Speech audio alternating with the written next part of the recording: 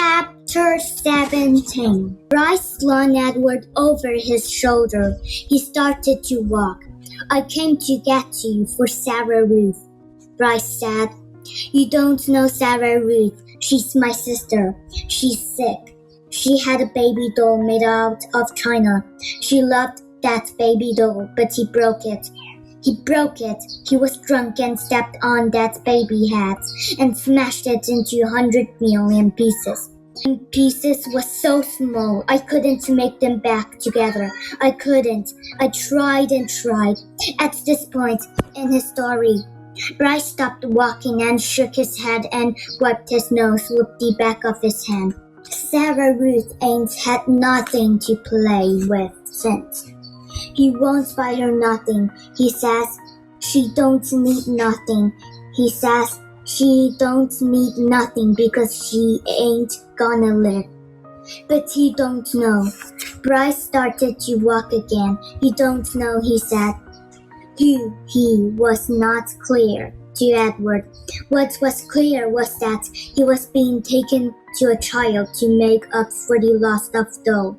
A doll, how Edward loathed doll, and to be thought of as a likely replacement for a doll offended him. But still, it was, he had to admit, a highly preferable alternative to hanging by his ears from a post. The house in which Bryce and Sarah Ruth lived was so small and crude. What Edward did not believe at first, that it was a house. He mistook instead for a chicken coop. Instead, there were 2 beds and an oil lamp and not much else. Bryce laid Edward at the foot of one of the beds and then lit the lamp. Sarah, Bryce whispered. Sarah Ruth. You get to wake up now, honey. I promise something. He took the harmonica out of his pocket and played the beginning of a simple melody. The little girl sat up in her bed and immediately started to cough. Bryce put his hands on her back. That's all right, he told her. That's okay. She was young, maybe 4 years old, and she had white blonde hair, and even in the poor light of the lamp, Edward could see that her eyes were the same gold flecks brown as Bryce. That's right, said Bryce. You go on ahead and cough. Sarah Ruth obliged him. She coughed and coughed and coughed. On the wall of the cabin, the oil light cast her trembling shadow, hunched over and small. The coughing was the saddest sound that Edward had ever heard. Sadder even than the mournful call of the whippoorwill. Finally, Sarah Ruth stopped. Bryce said, You want to see what I brought you? Sarah Ruth nodded. You got to close your eyes. The girl closed her eyes. Bryce picked up Edward and held him so that he was standing straight like a soldier at the end of the bed. All right, now you can open them. Sarah Ruth opened her eyes, and Bryce moved Edward's china legs and china arms so it looks as if he were dancing. Sarah Ruth laughed and clapped her hands.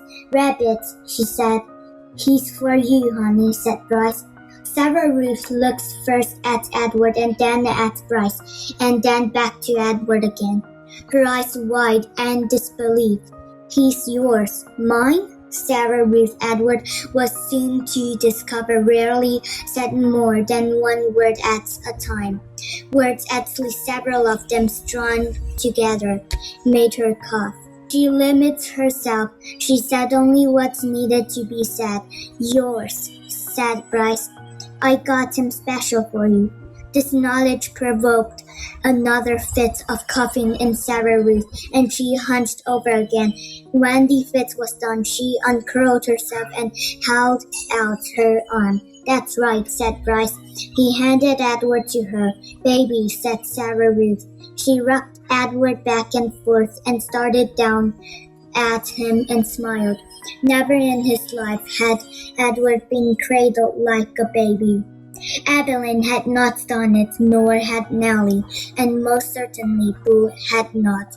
It was a singular sensation to be held so gently and yet so fiercely, to be started down at with so much love. Edward felt the whole of his tiny body flood with warmth. "You going to give him a name, honey?" Bryce asked. "Jangle," said Sarah Ruth without taking her eyes off Edward. "Jangles, huh? That's a good name.